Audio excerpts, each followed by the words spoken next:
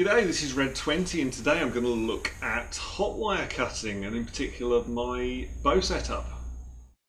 So why hot wire cut at all? Basically it all comes down to the wings. I love flying FPV wings, I like flying fast wings, and sometimes the KFM airfoils and fiberglass and built up balsa wings just don't cut it.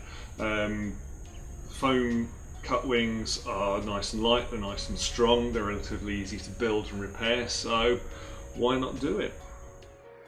Of course, I'd love to show you a finished wing, but I don't actually have one on me at the moment. There's an EPP Nano wing currently sat outside being painted, and the rest are, well, either crashed or KFM wings. So I'll show you a couple of ones I've done in the past. This is the old Katana wing. This is an EPP core that I cut that was then finished and painted with primer.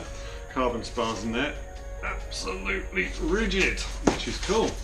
And then again, this is an XPS foam wing that I was playing around with last night. This is actually only a prototype, it'll probably never fly, but it's just to check the templates and see how the wing cut. So yeah, so all good. So first we'll have a look at my bow and how it's made. I know people do different things. Some people do a single fixed point and a single wire that's tensioned by hand. Some people have a gravity fed system using a system of weights and pulleys and dangling from the ceiling. And some people with a lot of money have a nice CNC hot wire cutter. God, I wish I could afford one of those. But I prefer to have a bow because I like to have the control of the two hands, and because that's what was in my head when I started this project. So yeah, so this is my bow.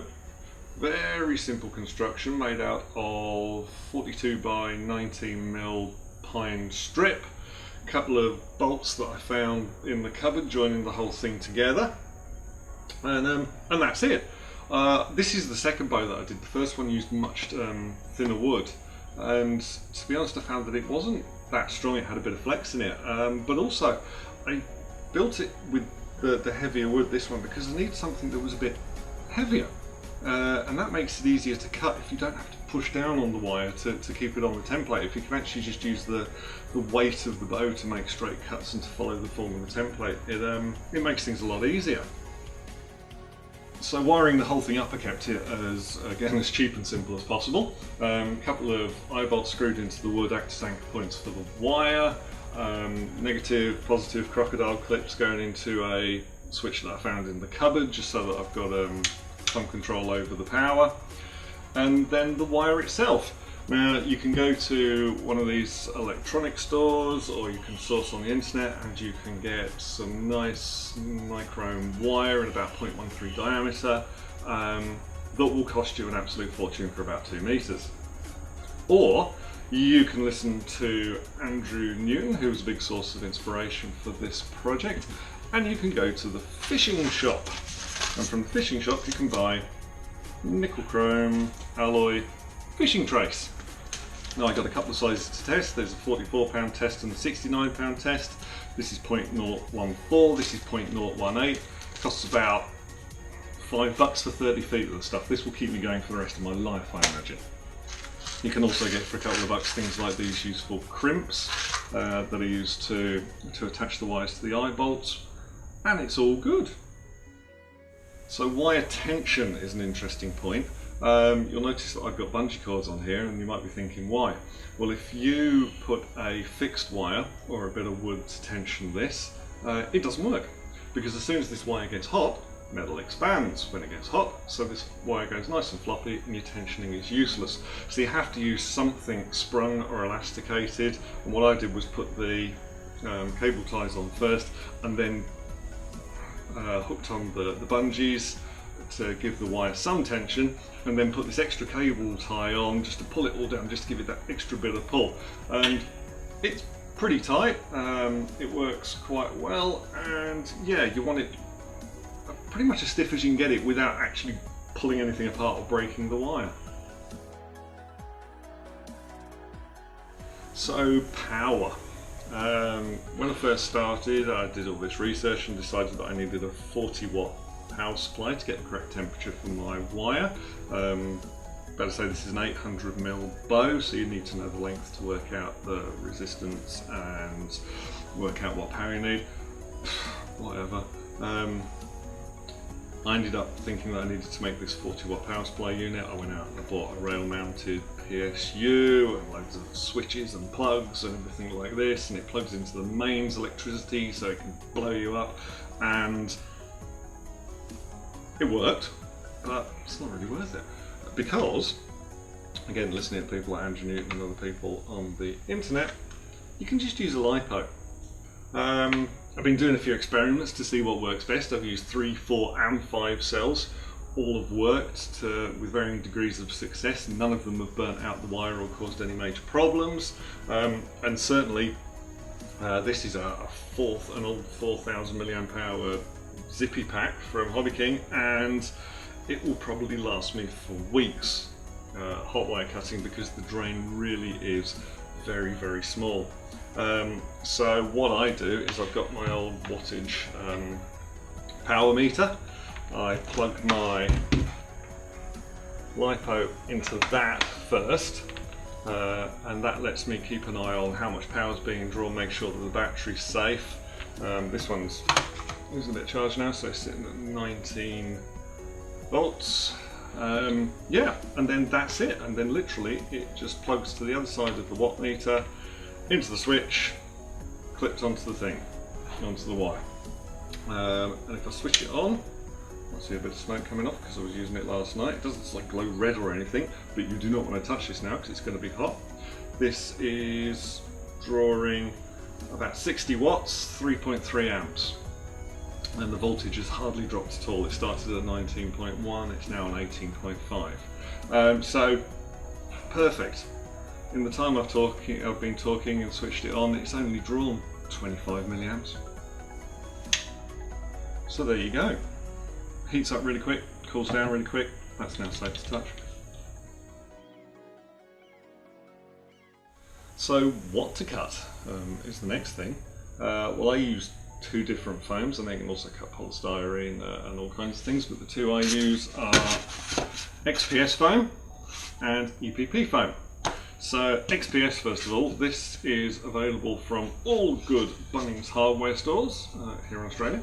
It's now what is it? It's about 20 bucks for the 50mm thickness and about 12 bucks for the 30mm thickness, and it comes in, it's like a huge 1200 by 600 sheet, which makes it pretty cheap. I use it mostly for prototyping because it's cheap. It's heavier than EPP, although it's still very light when compared to some built-up wings. The only problem with it is it's not as strong as EPP. If it dents, it keeps the dents, it doesn't bounce back, and yeah, it can break with a snap. It's just not as strong as EPP. If you're making some little park flyers and little fun fly models and things like that, this is good stuff to use. If you want to know more about it, I suggest you go and check out Andrew Newton's YouTube channel, his website, because he does a lot of wings with this stuff and they seem to work really well. So EPP, of course, is the gold standard for flying wings and FPV wings at the moment. Everybody's using it. It's expanded polypropylene. It's incredibly light. This block here probably weighs no more than a couple of grams. In itself, it's very, very strong but flexible, so it doesn't snap. If it dents, it just bounces back to shape, so you can crash it into whatever you like, and very little damage. It's easy to work with, you can sand it, you can cut it. It's basically awesome. Problem is a 1 meter by 600 meter sheet of 40mm thickness is setting me back about $50. So it's not cheap, but it is great. So how do we actually cut with the thing? Well, I know again there's different people do it different ways. Some people make the complete airfoil template and then they cut over and under. I'm just not that good. I just make a complete mess out of it. So what I do is I always make my templates top and bottom, and then do the top edge, turn it over, do the bottom edge, and then peel it apart. I use the awesome track foil software to make my templates. You can export the template patterns as DXF files, which I can then import into a CAD program. And because I'm lucky enough to have my own CNC here, what I can do is I can make my own templates. And what I do is, you can see the curve here, but it overshoots each end by about 15-20 mil, and also there's a smooth runoff. The wire starts at the back, comes over the top, and then there's a smooth runoff at the end, so that there's no sudden drops or changes in direction that would give you a bump or a glitch in the cut.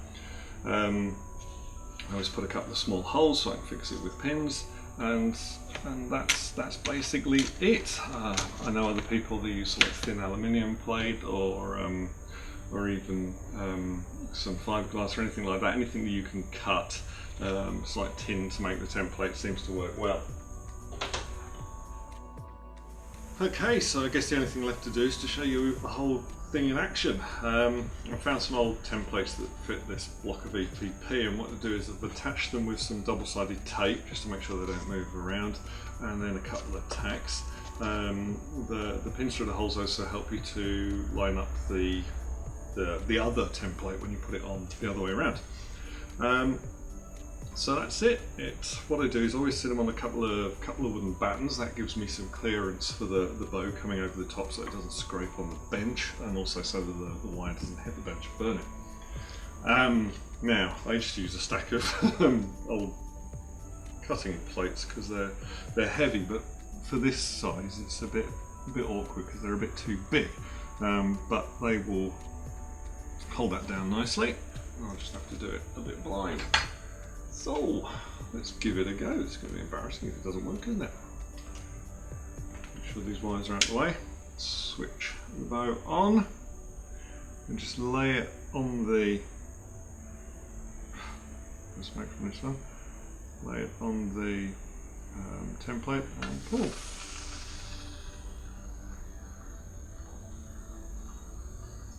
Nice steady pressure, a little bit down, a little bit back.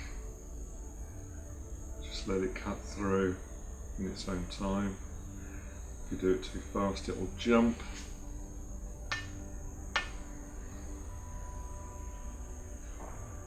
And maybe break the wire.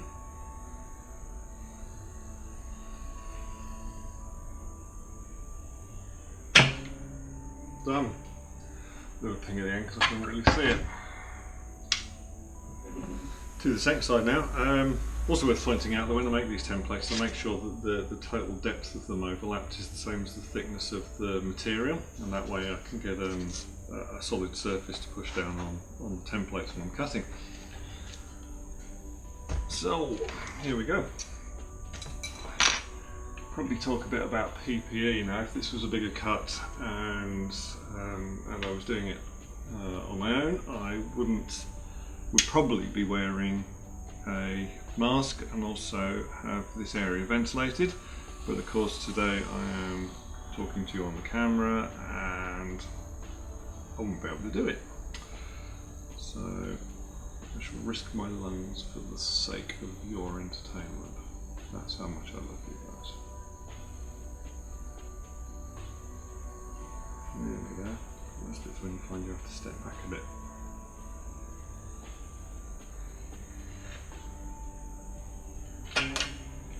That's it. Right, moment of truth. Pull this off, and EPP, you usually sort of re-sticks a bit afterwards, so you have to peel it off. Come away cleanly. And keep hold of these bits, because if you need to do any work on the wing, it's good to have the blanks. And there you go. Isn't that pretty?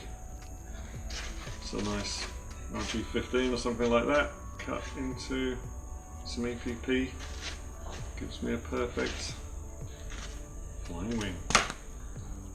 Have fun, give it a go. Any questions, feel free to ask, and I will see you next time.